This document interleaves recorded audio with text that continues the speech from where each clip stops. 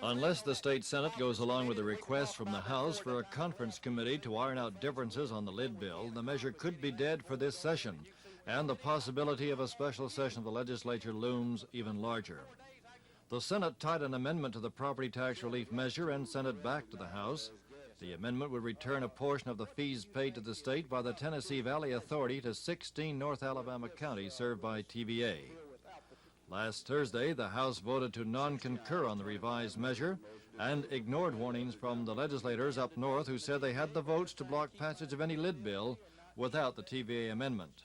I don't know that this lid bill is the best bill, but I think the gentleman from Marengo would agree that he has said that it is better than we came with in 75 and in 76 and in 77, that it has been made progressively better, and it has got more equity to it.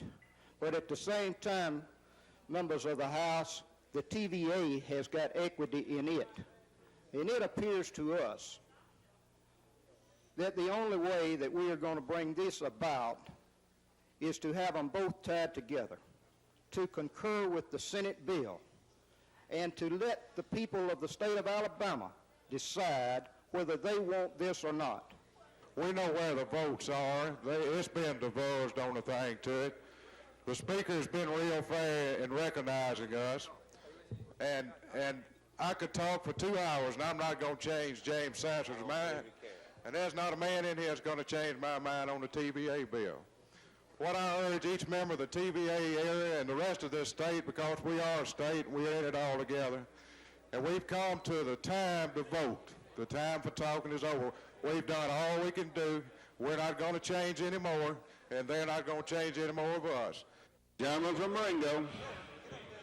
Mr. Speaker, I move we non-concur and go to a committee on conference. Gentleman from Marengo moves that the House non-concur and a committee on conference be requested. All in favor will vote aye. Those opposed no. Clerk and lock machine, the member will vote.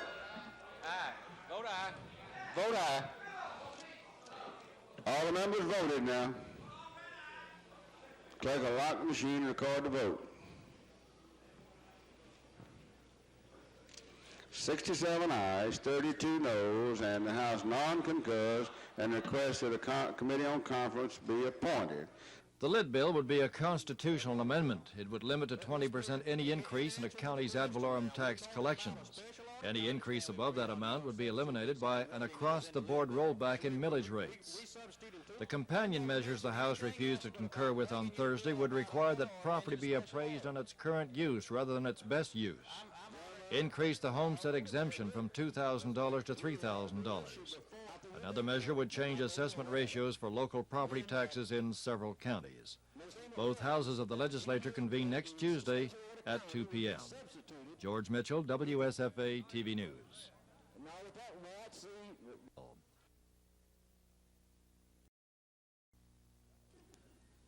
Governor Gene Henderson, an Opelika High School senior in Lee County, places education as the top priority of her administration. This was her first day in office after being elected by the youth legislature. Well, I think that the education in the state needs to be improved.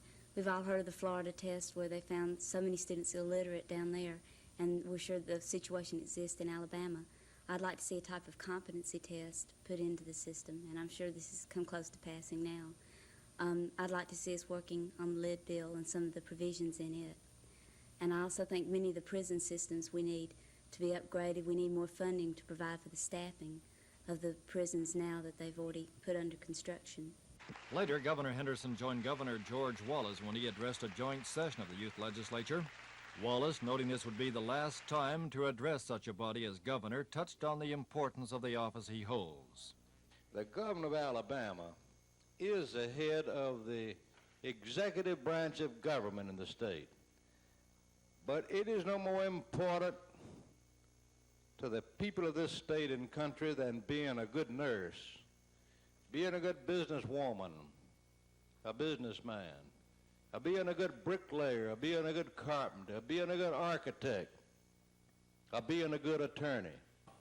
Some of the many pieces of legislation debated in the youth legislature included a law abolishing the Sunday closing blue law. Joanne Stevens of Tuscaloosa supported the bill's sponsor, Willie Wilder of Birmingham, in getting it through the Senate. The need for a new state constitution has caught the interest of the youth legislature. The House passed a measure providing for a constitutional convention to revise and amend the state constitution. Dick Brubaker of Montgomery was a co-sponsor of the bill. The youth legislature will log in the 4th and 5th legislative days tomorrow before adjourning sine die at 6 p.m. the same day. George Mitchell, WSFA TV News.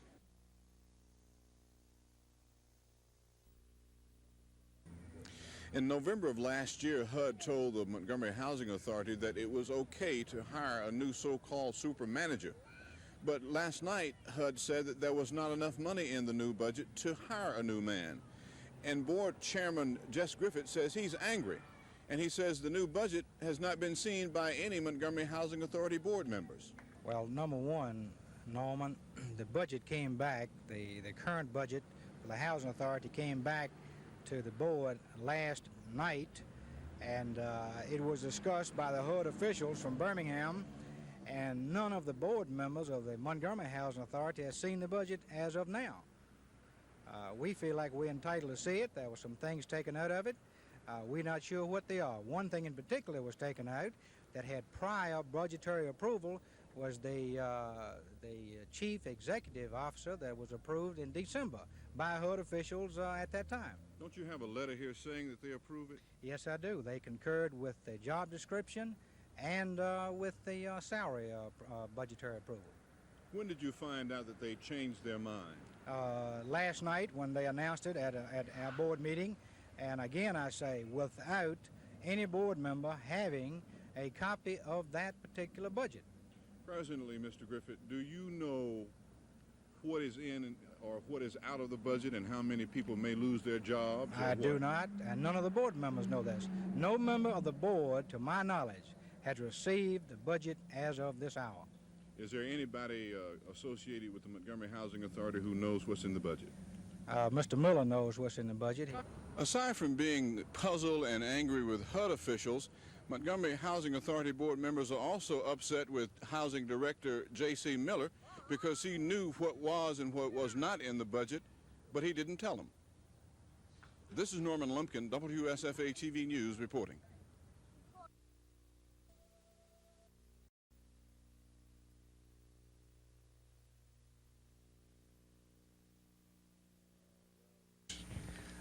Well, the governor has been aware for some time that I have been considering the race for lieutenant governor. We have discussed this on occasion, and about 4 weeks ago we had a very in-depth discussion about my intentions and the strong possibilities that I might be a candidate. He's been aware of this all along, and we've been in accord with what I would do and what would be done when the time came. Of course, being serving as state highway director is a very sensitive position that certainly requires full-time attention. You couldn't very well be a candidate and serve in that cabinet position. There comes a time when you've either got to be highway director or you've got to be a candidate, and I think we've reached that point. We are in accord with my decision to step down as highway director and to begin devoting full time to my candidacy. Mr. Bass, what do you think will happen to the ongoing highway department programs that you supervise? Well, of course, Mr. Dan Turner has been appointed as highway director. There was speculation that this would happen. We have been discussing the various programs that are ongoing for some time. I feel that Mr. Turner will continue the programs as they are now developed, and will carry out the plans which have been laid for the remainder of this administration.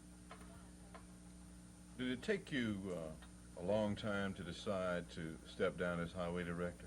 Well, it was a very soul-searching problem to consider running for statewide office, and it did take me a long time to determine that this was the course that I would take.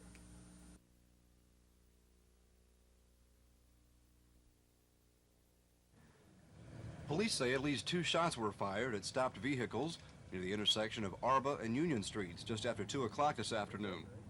The first shot hit a pickup truck occupied by Earl Mobley and Bill Rogers.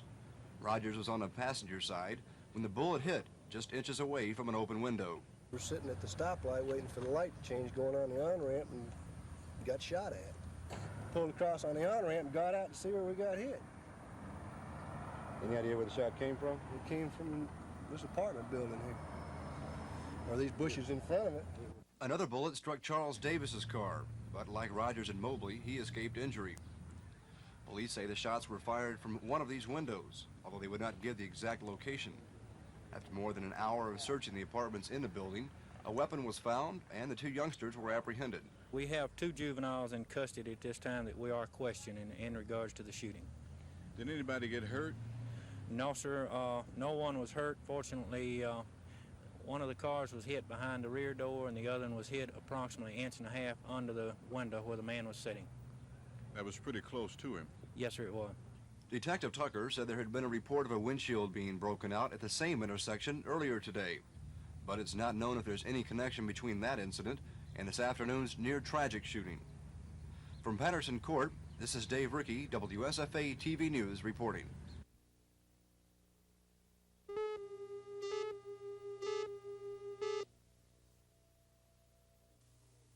The body of a 22-year-old woman found beaten to death in a wooded area near Fort Benning is thought to be connected in some way to the strangulation murders here. Gail Jackson, who used several other names, was mentioned in letters to the police and newspapers from a person identifying himself as the chairman of the Forces of Evil. The letters said she would be killed if the Columbus stranglings weren't solved. But an autopsy showed that Gail Jackson was killed at least 5 weeks ago, before the letters were received. Police here have admitted for some time that they have few leads in the strangulation murders of the 6 elderly women. Now they also say that this latest murder is just another piece in an already complex puzzle.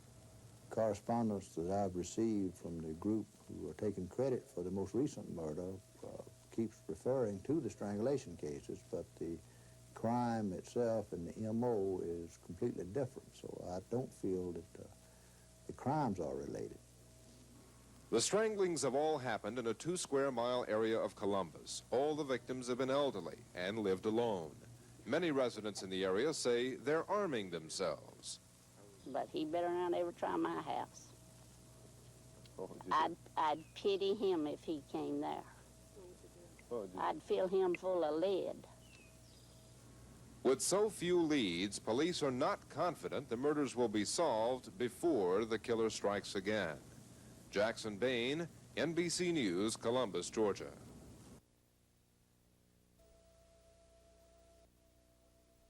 One might ask, what do you have when you take 4,000 pairs of shoes, 15 miles of streets and sidewalks, and mix them together under the leadership of a guy called Birdman? Well, the answer is Superwalk 78. A record crowd of young and old alike turned out early this morning to walk the 15 miles around Montgomery to raise money for the March of Dimes.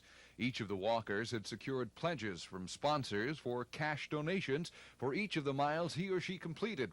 And according to Montgomery radio personality The Birdman, who served as this year's chairman for Superwalk, the event was a huge success. Superwalk 78 is turning out to be the best walkathon we've ever had. Estimated people, 1,900 people that have gone through so far, and we're trying to raise $50,000. As you can see, the weather's perfect. As of now, it's just perfect. It's a perfect day. The kids are cooperating with cleanup. They are carrying individual trash bags with themselves and picking up the trash along the walk as they go. So we anticipate having just the walk route will be perfectly clean. I can't thank everybody who helped us all the way from the JCs, the JCettes, all the people in the city, Mayor Emery Farmer down, everyone's just been fantastic. And thank everybody in Montgomery, and especially all the 1,900 people who came out and walked this year in Superwalk 78.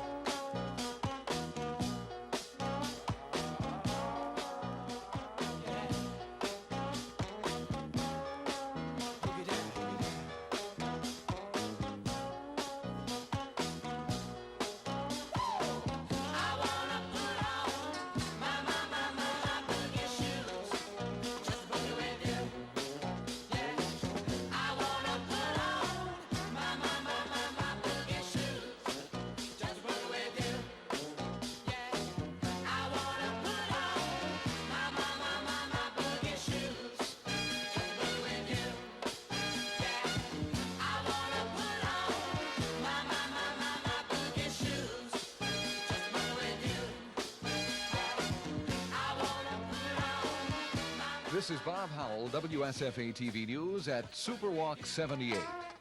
Yeah.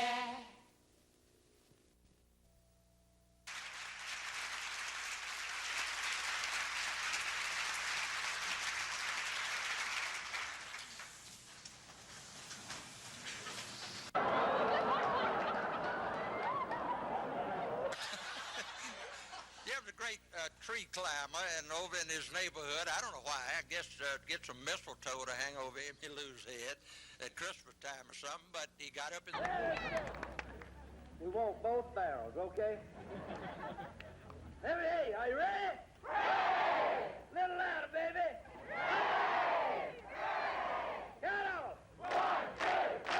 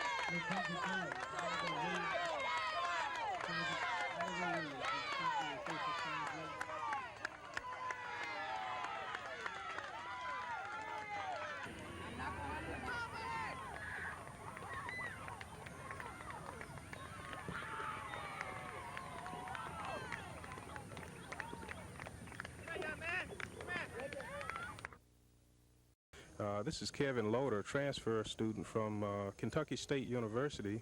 To my left right here. Kevin, would you like to say anything?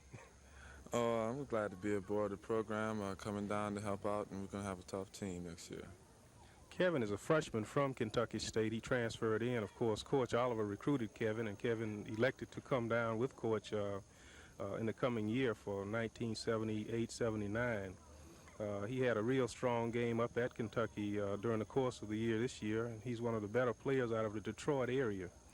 We have here to my right another recruit that's coming aboard with us this year, freshman from Lehigh, Montgomery, Alabama, and I believe, if I'm not mistaken, he's the first white player to be recruited by Alabama State University during the course of the history of Alabama State. Very pleased to have him aboard with us. This is Lionel Sears. Lionel, would you tell us why you elected Alabama State? Well, I like the way Coach Oliver and all them treated me and everything, and they offered me scholarship and everything, so I think it's pretty good, and I think we're going to have it on the way up. They brought a lot of people in starting fresh, and I think we're going to like it. Very good, Lionel. Lionel is one of the better ball players from the area. Of course, Lionel was on the front court for Lehigh. He's 6'8", about 215 pounds. He'll definitely help us out this year. And he is a top ball player from the area here. I also have to my right over here Marshall. And of course, Marshall is from Thomasville High School, Michael Marshall. And Michael is very strong, very good rebounder. He's a freshman coming in with us. He's also 6'8". And would you like to say anything, Mike? Yeah, I guess if I have a chance to play this year, I can help the team out, so I hope so, at least. Right. This is just one of hundreds of fires burning throughout the state. Already at least 10,000 acres have burned up. And with no rain in the immediate forecast, forestry officials say the condition has gone from serious to grave. We have a number of fires that are uncontained at the moment. I'd say probably the estimate's going greater than 10,000 acres right at this time. Statewide, we're very critical in the northeastern and northwestern counties. Today, a request was made, and I believe units were dispatched from Mississippi into northwest Alabama to assist our crews up in that area. At this time, I'd say there's no way other than rain to get a lot of it stopped. We've had some major equipment breakdowns. Of course, we are winning some of the smaller battles containing a lot of fires, such as the fires we've had here in Elmore County today. This way, we've been able to get a few of the small fires, but some of these multi-hundred acres, 1,000-acre fires that we have running right now, it's just we're trying to keep it off a high-value property and keep it into the woods so it's not tearing down anybody's houses. Forestry officials have already met with the governor's office about the possibility of a mandatory no-burn order. Already a voluntary no-burn request is in effect, but as one firefighter put it, even if a mandatory no-burn order is put into effect, if we don't get 2 or 3 days of hard, steady rain, we're going to be in trouble. From Elmore County, this is Dave Rickey, WSFA TV News reporting.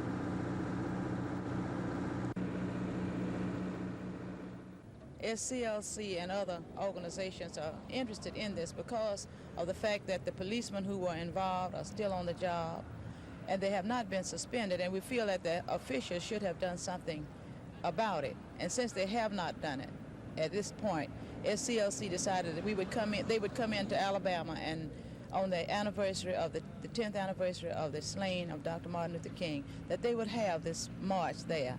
And they're having people coming from all over, not only in Alabama, but they're coming from out of state also. How strong is the Southern Christian Leadership Conference in Montgomery? The Montgomery Improvement Association is the affiliate of SCLC in Montgomery, and I feel that the Montgomery Improvement Association is still very strong because we are still together and we are still working in the community for the various causes that we have.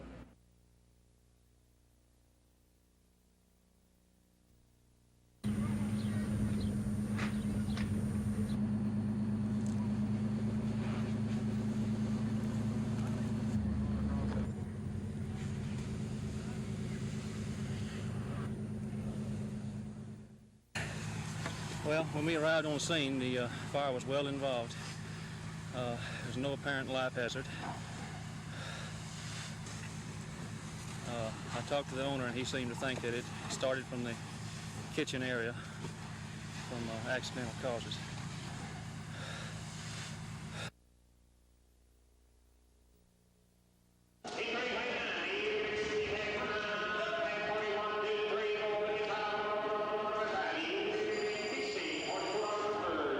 The main causes of the mass liquidation have been 2 years of low prices and drought. Experts estimate cattle numbers at the start of 1978 were only 116 million. That's a 12% drop from 3 years ago. However, all that's changing as the cattle industry begins an upswing. And as a result of the shortage, beef prices have increased, spawning new interest in cattle breeding operations. Since they've liquidated down the percentage they have, people have, the prices of calves have gotten higher, and people have got ready to get back into cattle business now and start raising some heifers, keeping some heifers, and buying some brood cows back, going back to raising calves. How are prices now as compared to past, say, 5 to 10 years? Well, for the last, you go back 5 years, I think we was having some calves bringing 75 to 85 cents a pound, and now they're down back up to around 60, 65 cents, those same calves, which is compared last year to 38, 40 cents a pound. You think it's going to continue to increase? I think we're going to level off and see a leveling out of the market and see it about stabilizing where it's at. But if it keeps increasing, we can have the same thing we had, like you mentioned, several years ago. Same thing. Again, you'll have the boycott, housewife boycott and everything. I think if we can keep the cattle right where we're at right now, that everybody can live with it. You think most people are in agreement to do that? I think so. I think everybody's pretty well satisfied right now at the price we're getting for the cattle. The farmers are getting enough to make a living off of, and therefore it's not too high that the housewife can't buy the meat themselves. Have the droughts of the past couple of years put an effect on the quality of the cattle that you get in through here? I think your quality has picked up this past year. Due to the prices increase, people have started taking care of the cattle better. Now, you had a big drought last year, which caused a lot of the liquidation. A lot of the people had summer pastures that was dried up, and they had to sell some cattle. And then going into the fall, they didn't have anything to feed them with also, the hay crop. But since they've had winter grazing to carry the cattle through on, and since the prices have gotten up, they've started taking care of the cattle a lot better, and the quality has gotten better. Although all of this sounds promising for the consumer as well as the cattle producer, experts are quick to point out that if producers try to increase their herds too rapidly, they'll reduce the animals going to slaughter, once again decreasing beef supplies to the consumer. The effect this would have on the price of beef remains to be seen. This is Dave Rickey, WSFA TV News reporting.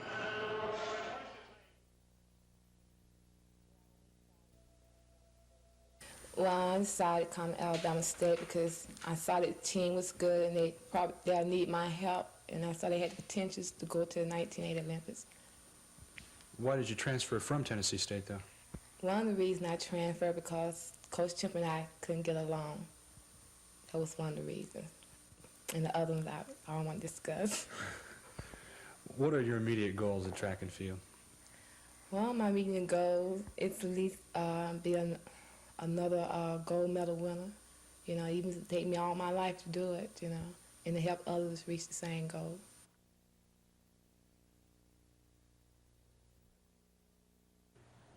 Gray's embezzlement trial continued today, where he is charged with allegedly converting $65,000 of the bank's funds for his own use.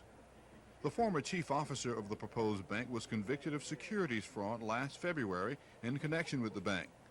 The bank's board of directors and one stockholder have filed suit against Gray in efforts to find out what happened to stockholders' funds and how expense monies were spent by Gray.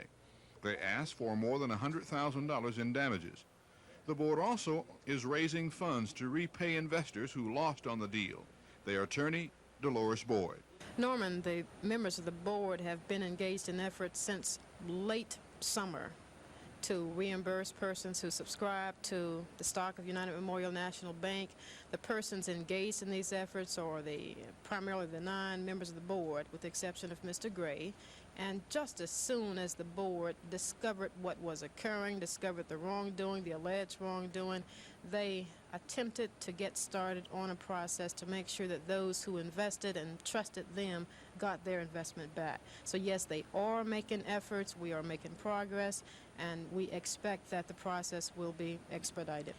Have you been able to raise any of the monies that may be repaid to persons who invested in stock? We have indeed. Let me say that the funds were quite substantial. I'm not in a position now to talk about exact figures. We have been cooperating with the Alabama Securities Commission and trying to determine exactly how much money is involved. We do know that the funds are quite substantial. In addition to the investment by the stock subscribers, I want to emphasize that each member of the board invested quite heavily in terms of the organizational expenses.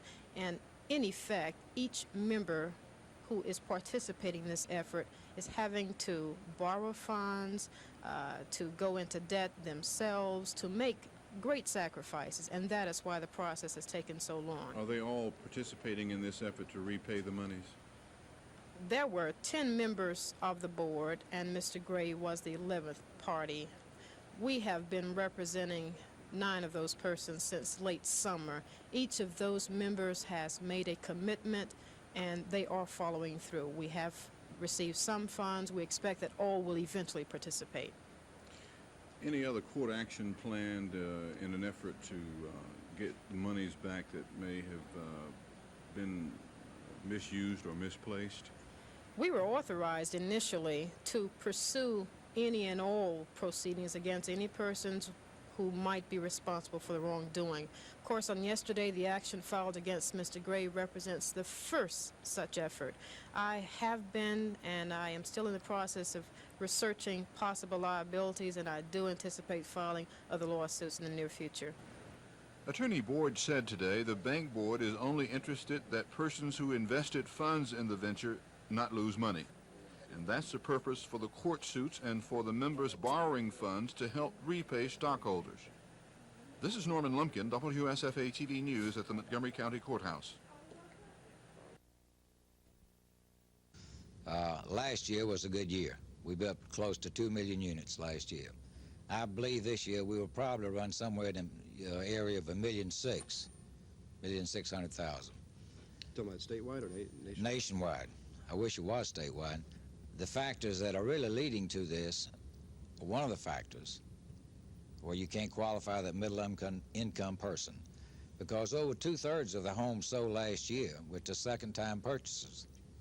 In other words, there were people who had a home, sold it, and had a high enough equity in it, they could go buy a higher price house. The largest void in the market was the middle price house.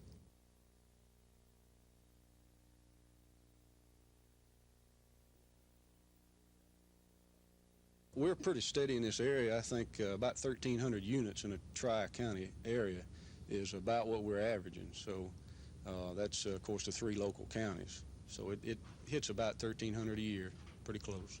How about the cost of housing? How has that affected? That's the biggest problem right now we're having.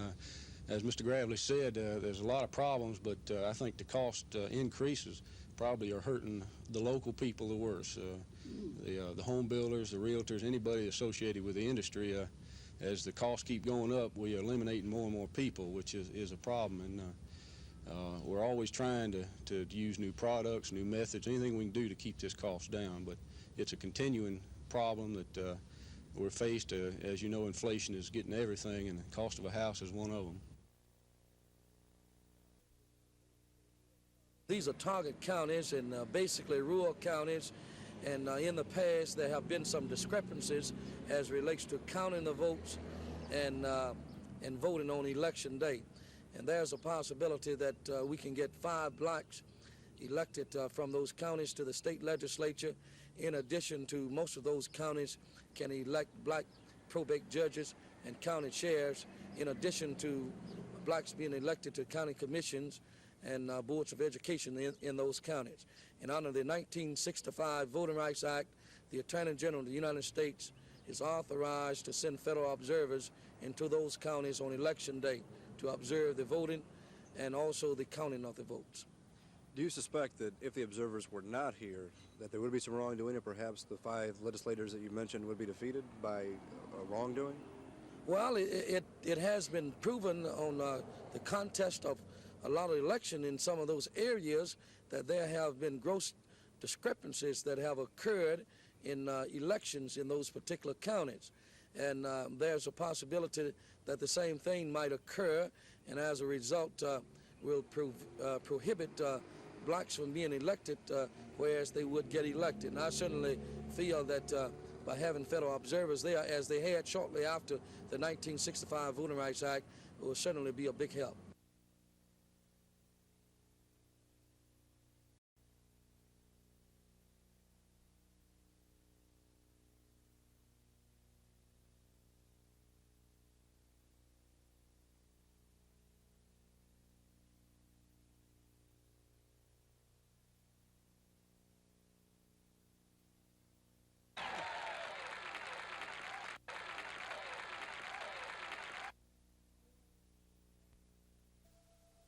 And I got some constitutions here. Why don't we pass out some of these? Do it business like. Right. We would invite you to go to Gaston in the morning. We still have workers in Montgomery, Alabama. Once we get back, you be on your own. I'll use it. I know it will become. It's the only one because some of them been in existence for about 10 years, and it never have done one thing but collect money. And like the councilman stated so very well, it's been a rip-off thing all the time. and it's time for it to stop. We're going to start something for real to get something done for all of us in the sanitation department and the blue-collar workers in the city, maintenance and street department workers, What would be the primary difference? Well, the difference would be that we will have leadership here, you see. Before, we haven't had leadership or anybody to go before anybody to do anything. Before, when there was discretion, the raises and things, and the budget, nobody went to represent the men. Nobody said anything. The mayor just did it like he wanted to. Nobody to speak up for or against for the sanitation department or the blue-collar workers at all. This union didn't do anything but sit back and went along with whatever the mayor did. And we're not with that. We got to have some input into what's happening in this city, especially the sanitation department.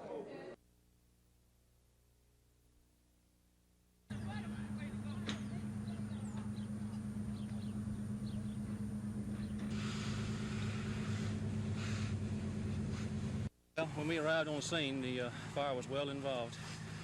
There's no apparent life hazard. The cause of the fire hadn't been determined yet. We called for an inspector. I talked to the owner, and he seemed to think that it started from the kitchen area from accidental causes. Coalition spokesman Henry Spears asked the delegation to endorse their call for an investigation into the administrative actions at Alabama State University. The request resulted in a heated exchange between Spears and one of the members of the delegation, State Representative Alvin Holmes of Montgomery. I'm not against what you all are trying to do. Fine, have a committee to investigate Alabama State, but with only that stipulation that we ask that a committee be set up to investigate every other state institution in the state of Alabama. And I would, Mr. Chairman, without any objection, have them to make a presentation before this committee, including those other schools. I believe that if we're going to consider your request, Mr. Spear, and I'm not saying that we should, as the legislative delegation of Montgomery County, where Alabama State is located, that is a definite possibility. But I also think that if we're going to consider your request, we should let this be known publicly so that the people on the other side, Dr. Levi Watkins and other people at Alabama State, would have an opportunity to come before this committee and give their point of view too. This is not a black and white issue. There are serious problems at ASU involving tenure, involving hiring, promotion, firing, involving academic programs, and these are serious problems that have stifled this university, and they need to be checked into, and there needs to be some relief. So the Secretary will call the roll. If you are in favor of hearing it, you will vote aye. If you're opposed, you will vote no. Secretary, call the roll. Aye.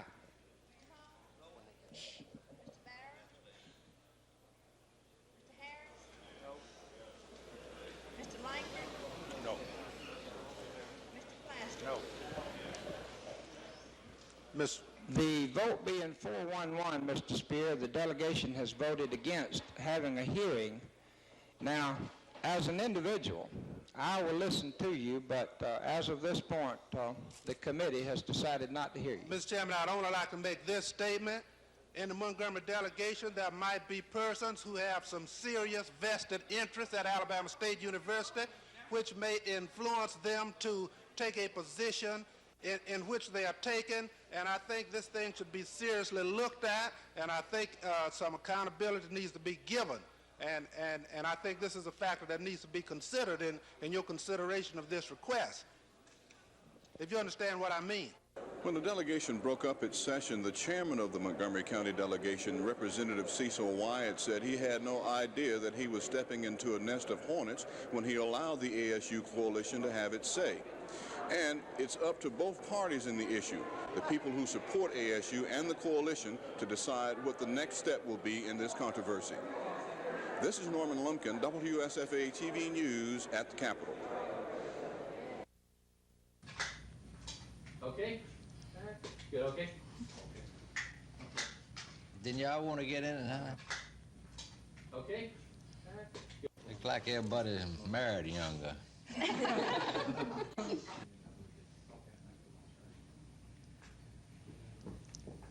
We got a fairly good sport price on them compared to the other stuff, so. Make more peanuts up at Cloud.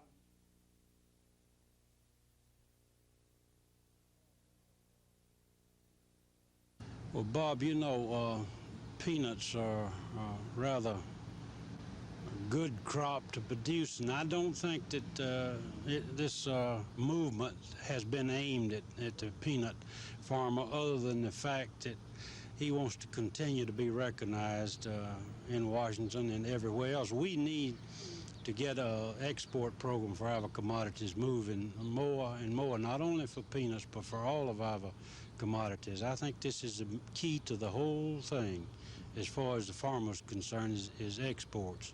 And we must have a profit if we're going to produce. The pollen has been so heavy for a week, some people can actually see it falling from trees. Its most noticeable resting spot is on cars, and that's sure to give car wash operators something to smile about. But people suffering from hay fever aren't laughing.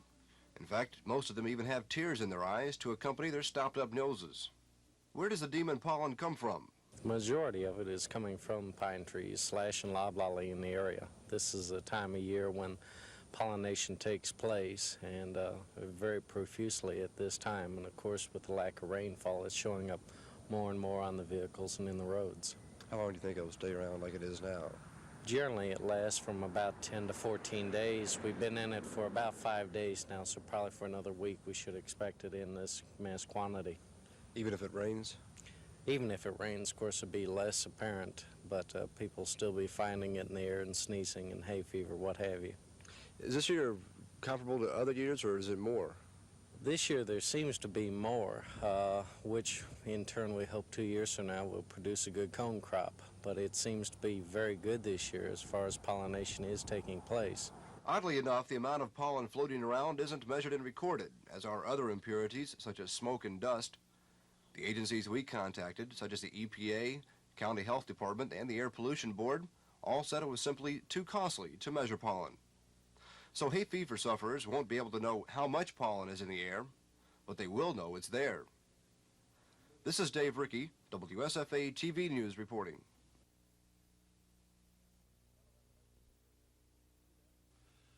The Alabama legislature has at least 3 avenues it can travel if it wants to approve a property tax lid bill and a measure which pays TVA money to North Alabama counties who get electricity from the Tennessee Valley Authority.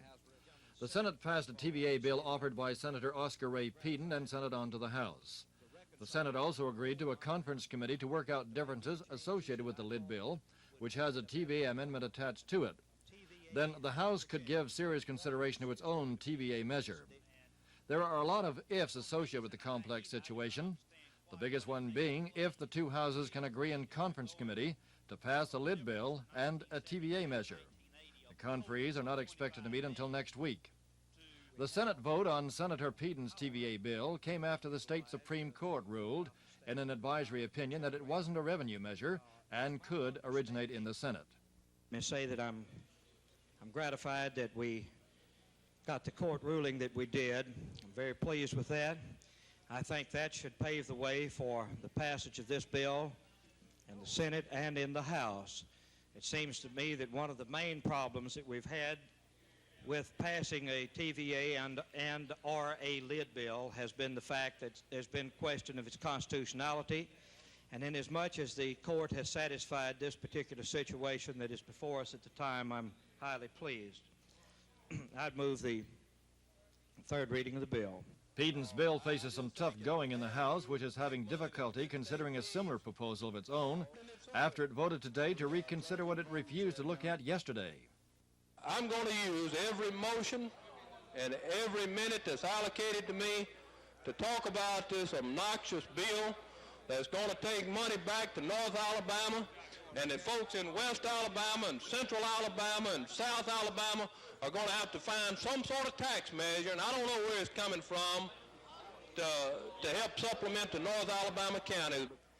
It is not right to the people of Central and South Alabama that we would even bring such a bill before this legislature. Now, you know and I know that if this should pass and $20 million should come from the general fund of this state, then the general fund would be in proration, and we have one of 2 things that we can do. We can cut the salaries of state employees, and I don't believe any of you want to face them in an election this fall with that alternative. All right, in addition to that, you can come back here if you are reelected and raise a new tax on your people in Central and South Alabama to make up for the deficit in the general fund. Both houses of the legislature convened at 10 o'clock this morning. Following a 2-hour recess in the Senate, which ended at noon, a warning came from the senator from Red Level. From this day forth, if one or two people's up here with a frivolous filibuster, I want you to know, whoever you are, that I'm willing to vote cloture on you. And I'm laying a thing right up here saying that I'll vote cloture. And I'm tired of one or two people coming up here saying, we're not going to do this and we're going to do that. If it's as many as 5 senators, I'll promise you I will not. But if it's 1 or 2, I'll vote cloture on you, and I don't care who you are or what your purpose is. There are still a number of controversial measures facing the Senate. A general fund budget needs to be cleaned up and passed here, and education is still waiting for its budget. Reporting from the legislature, George Mitchell, WSFA TV News. The first thing that's going to happen is the city is going to start making plans for the special election which must be held. And under that election, if I may show you on the map, the first thing that must happen is that it must be approved by the vote of the people who are now living in the city of Montgomery and those who live outside of the projected area. If it passes that vote, then it's divided into 3 sections. The west section, which stops here at I-65, and the southern section, which stops over US 231, and the eastern section, which is the rest of it. Then each one of these sections may elect to come into the city or not come into the city. If this area elects to come in, then the entire area will come in. If the west area elects to come in, then the entire area will come in. But it must be voted on by the entire population of the county. Members of a number of state associations met at the headquarters of the Alabama League of Municipalities in Montgomery to discuss a current power play in Congress which drains federal dollars off the Sun Belt region. Greenville Mayor Jamie Etheridge, president of the league, said a well-funded, well-organized effort in Washington in recent years by 16 Frost Belt states in the Northeast and Midwest is leaving the crumbs for the rest of the states. We have learned of legislation that is very definitely detrimental to the South, particularly Alabama. At the White House Conference on Balanced National Growth a few weeks ago that I attended in Washington, we learned just last year where we lost $600 million in the South on the community development block grants, and that was done by the coalition of the 16 northern states in the Frost Belt, they call themselves, that stretches from Minnesota to Maine. And $600 million that should have come into the southern states was diverted by the changing of the base formula. Well, why are things such as this happening? Why are they allowed to happen? Well, the regular reason, George, we, of course, in the Sun Belt in the South are growing, oftentimes to the detriment of some of the northern states as they are losing population, and we're gaining population down here as industry and people are moving into the Sun Belt. They are trying to protect themselves, I guess, but of course, as they protect themselves, it's getting sectionalism, and they talk about not pitting one section of the country against the other, but that's exactly what they're doing with this coalition, because they are 33 different pieces of legislation that have been introduced in Congress this year that are going to take monies away from the South. What we're wanting to do is to get the state of Alabama involved and informed and organized and join with the other states. Texas has already put up some $75,000 of seed money, as they called it, of getting an organization put together.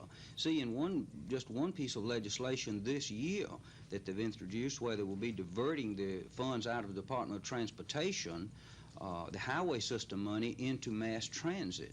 And of course, we in Alabama have been living off the Department of Transportation funds with our interstate systems and our roads. Mass transit does not affect us, even the cities the size of Birmingham. Mass transit has very little effect on. And we need the monies in the highway system so badly. And what they're wanting to do now is to take the monies out of the highway system into mass transit. And of course, it's going to be a tremendous amount of money that we in Alabama will lose. Etheridge said he wants those who attend the meeting to consider participation by Alabama in a national organization to protect the interests of the 34 states being hurt by the current power play in Congress. It was brought out at today's meeting that Congress is being reorganized, and through this reorganization, the South is losing out in seniority and chairmanships. George Mitchell, WSFA TV News.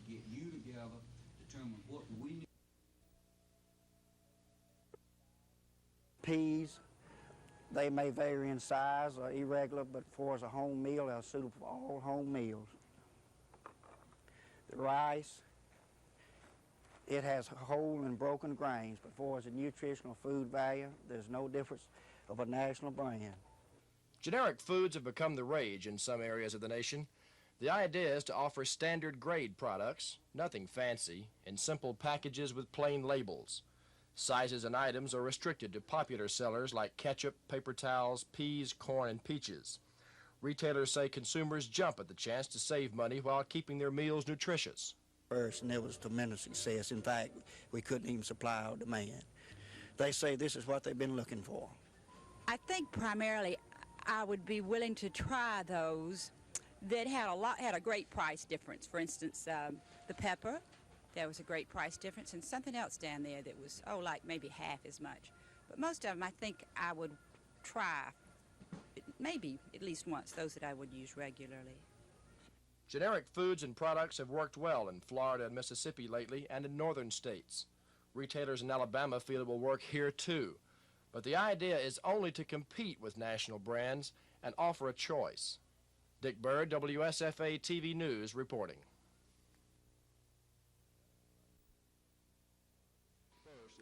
The Senate decided to wait until at least tomorrow before making a decision on whether to send the lid bill to a conference committee as requested by the House.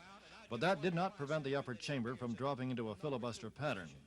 The talking began when the senators adopted a special order calendar which included the tuition grant bill. The measure would grant $600 annually to each student who chose to attend a private institution of higher learning. The measure before the Senate was a bill granting cost of living increases for retired teachers and certain other state employees, but the measure that prompted the filibuster was House Bill 88 for tuition grants. And Senator Joe Fine was the first to speak to the matter. This special order calendar is for only one legislative day. But as I've stated, the bill that we are attempting to kill and keep from bringing up is the tuition grant bill. That is the sixth bill on the special order calendar. That's House Bill 88. And there are either 7 or 8 of us that are committed to filibuster, and some people think that's a bad word to say filibuster. I think that's an excellent word, and it may have been abused sometime in this body, but I think it's a necessary tool, and I don't have any apologies to make for saying filibuster or engaging in a filibuster. There'll be about 7 or 8 of us that will be doing this. My reasons are probably a little different from some of the other people that's going to be talking against the tuition grant bill.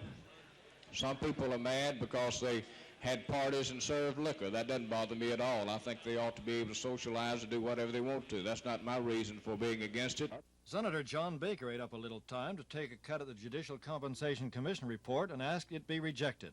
The practice of double dipping and actuarially and fiscally unsound pension plans are bankrupting cities and gobbling up budgets at an alarming rate.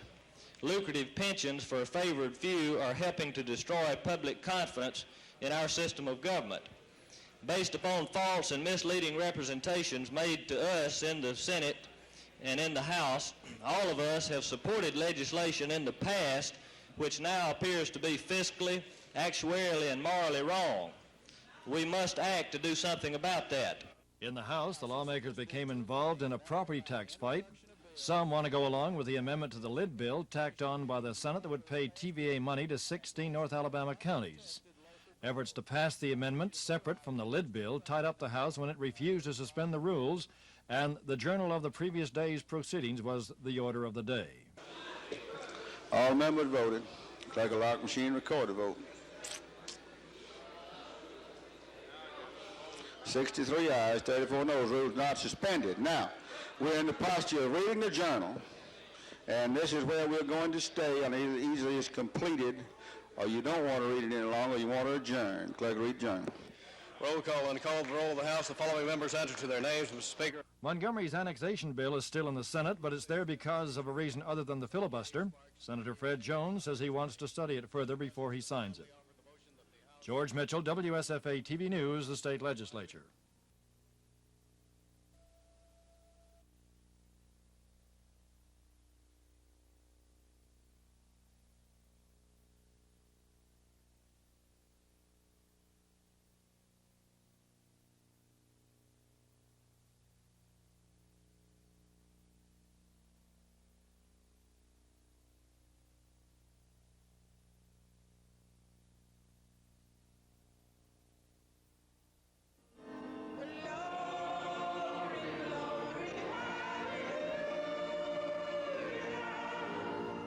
Dr. King began his civil rights action here with a boycott of city buses. He founded the Montgomery Improvement Association, which still works to carry on his wishes. Through word and song, some of those who worked side by side with him and followed his leadership looked back, but mostly looked ahead to what he wanted. There seemed to be a confusion with some of the people because things are not moving as fast as they think they should. For instance, we still have a lot of unemployment. We still have discrimination in a lot of places. And it seemed that at this point in history, that people would see that people working together and living together could make a better world. But it's not actually coming around that way. In the schools, we're still having terrific problems. And these things is really what is happening. But I still believe, I have a firm conviction that we have not lost nearly as much as we have gained. Mrs. Carr says if Dr. King could return to Montgomery now, he would still see work left to be done, but adds she feels he would like the progress made in at least some areas of race relations and human rights. Oh God, we have aches and pain, we have you right and on wrong. But when we get to their home, oh God, everything will be happy. We pray in Jesus' name, amen. Dick Bird, WSFA TV News, Pilgrim Baptist Church, Montgomery.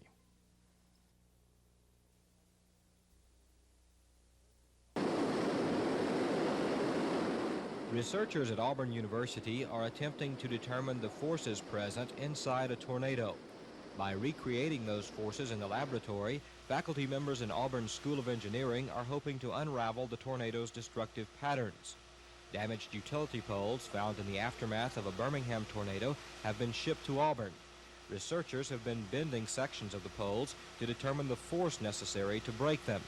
In this way, they can determine the force of the storm.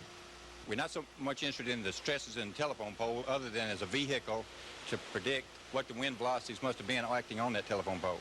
Then once we determine these, we can directly apply these to other structures such as houses. Right now there's a tremendous gap in our knowledge on what those velocities are. Different people estimate anywhere from 100 up to 500 miles an hour. The researchers are also interested in being able to predict the frequency with which tornadoes might be expected to occur within a given area. This is Paul Allen reporting from Auburn. Office and insist that the increase in the trust fund was not going to be 13.47, but would in reality be 14. We were most concerned about was offered by Senator Sam. Now, this means that we're operating on a very, very tight budget, and we would urge the Senate to look very carefully at the budget, look at some of the appropriations made, and particularly the conditional appropriations. The House added $65 million to the appropriations budget. This happened some time ago, and of course has not really been picked up on by the press, I think, at this point. Those conditional appropriations are going to put the governor under great pressure to release, and should they be released based upon the information that we have, the Educational Trust Fund could find itself in proration for the first time in many, many years. I think it's no secret, of course, that the governor has stated his intent to seek public office, and with the $65 million conditional appropriation available to him, great pressure would be brought to bear upon him, irrespective of the fiscal considerations involved, to release that. And we could find ourselves in a very, very difficult financial bind in the Educational Trust Fund before the end of the next year.